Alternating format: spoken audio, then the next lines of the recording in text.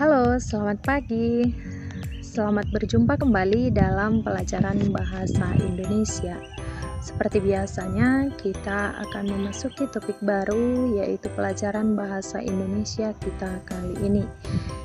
Topik kita pada pertemuan kita hari ini yaitu menginterpretasi teks eksposisi. Nah, seperti apa? Langsung saja perhatikan video pembelajaran kita berikut ini. Tujuan pembelajaran kita hari ini, yang pertama, kita mengidentifikasi tesis, argumen, dan penegasan ulang dalam teks eksposisi. Dan yang kedua, membedakan fakta dan opini dalam teks eksposisi. Yang pertama, kita masuk kepada pengertian teks eksposisi. Teks eksposisi adalah teks yang membahas suatu masalah dengan mengungkapkan fakta-fakta dan argumen yang dapat dipertanggungjawabkan. Dapat kita garis bawahi bahwa teks eksposisi di sini yang pertama membahas suatu masalah. Artinya, teks eksposisi ini bertujuan membahas suatu permasalahan yang ada baik di masyarakat yang berkaitan dengan masalah sosial dan lain sebagainya.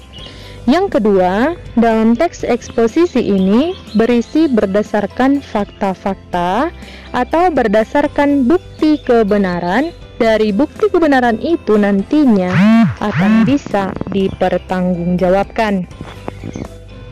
Kemudian, yang menjadi tujuan dari teks eksposisi yaitu untuk menjelaskan segala informasi tertentu sehingga dapat menambah pengetahuan dari pembaca.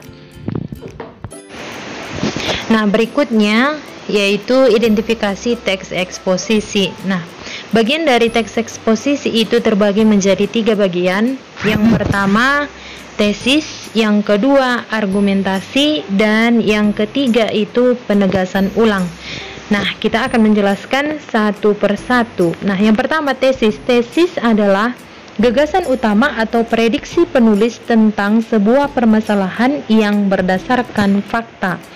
Artinya, tesis ini adalah gagasan utama atau yang melatar belakangi suatu permasalahan yang dituliskan penulis ketika membuat teks eksposisi.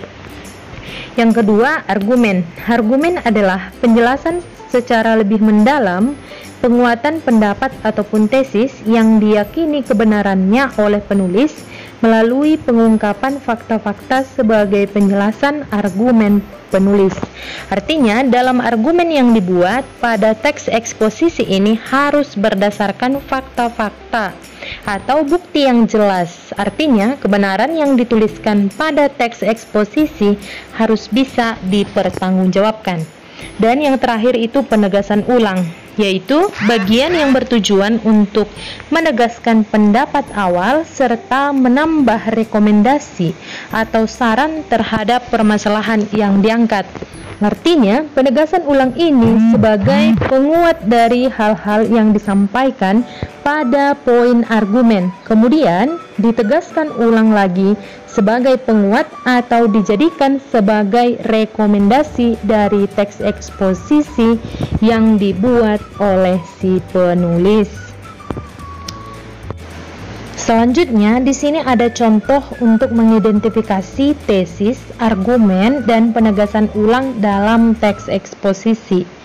Ketika kita ingin mengidentifikasi dan mencari yang mana itu tesis, yang mana itu argumen, dan mana penjelasan ulang dalam sebuah teks eksposisi, maka yang harus kita cari di sini ada 2 pertanyaan, yaitu yang pertama, apa pendapat yang disampaikan dalam teks tersebut? Dan yang kedua, apa argumen yang disampaikan dalam teks eksposisi tersebut? Sehingga dari 2 pertanyaan itu kita mampu menyimpulkan suatu contoh teks eksposisi dan mampu mengidentifikasinya. Dan untuk mencari tesis, argumen, dan penegasan ulang, silahkan kalian baca sendiri teks tersebut. Dan kita menemukan identifikasi sebagai berikut.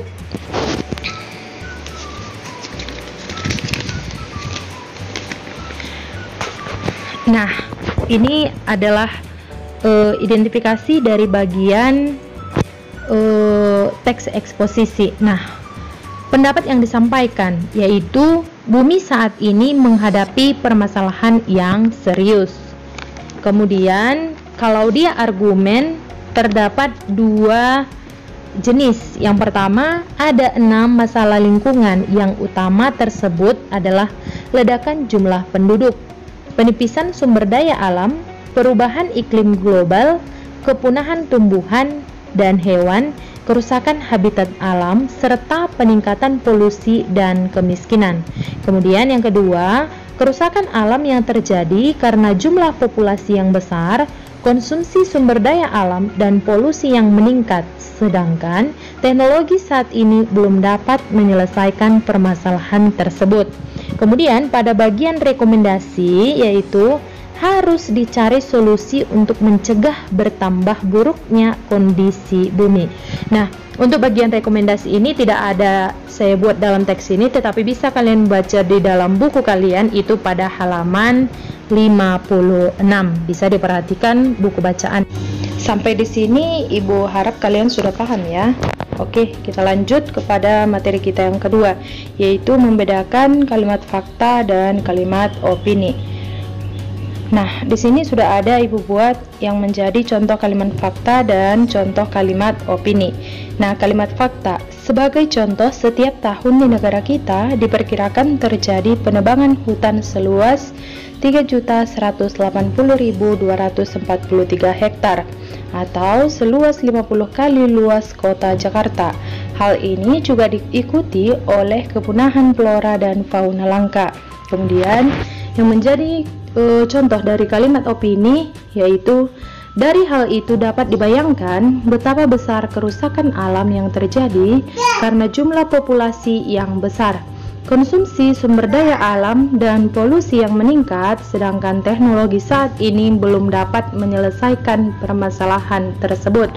Nah, yang menjadi pembeda dari kalimat fakta dan kalimat opini, kalau dia itu kalimat fakta, kalimat tersebut harus benar-benar terjadi dan bisa dibuktikan secara visual.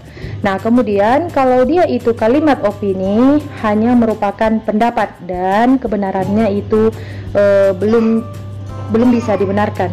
Nah, biasanya kalimat opini itu merupakan pendapat dari beberapa tokoh yang dimasukkan dalam teks eksposisi. Nah, penjelasan kalimat fakta dan opini. Kalimat fakta itu, fakta merupakan sesuatu hal yang telah terbukti kebenarannya. Fakta berisi sesuatu yang benar-benar ada. Sedangkan kalimat opini, opini merupakan suatu pernyataan yang belum tentu kebenarannya. Opini umumnya didasarkan pada pendapat atau gagasan seseorang dalam merespon suatu kejadian atau masalah. Itulah yang menjadi pembeda dari kalimat fakta dan opini. Demikianlah pembelajaran kita kali ini. Semoga apa yang telah kita pelajari tadi dapat kalian pahami dengan baik. Dan sampai jumpa dalam pertemuan kita pada berikutnya. Selamat pagi.